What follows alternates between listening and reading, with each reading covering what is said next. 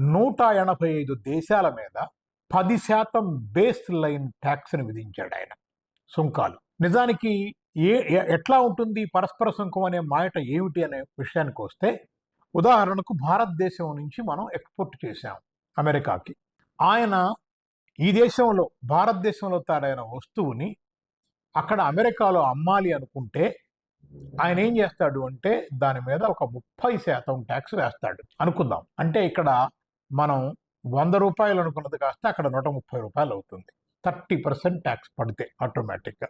ఇట్లా ఏ వస్తువు ఎక్కడ తయారై వెళ్ళినా అమెరికాలో అమ్ముకోవాలి అని అంటే అన్ని దిగుమతుల మీద ఆయన ట్యాక్స్ వేస్తాడు. దాన్నే టారిఫ్ అంటున్నాం మనం.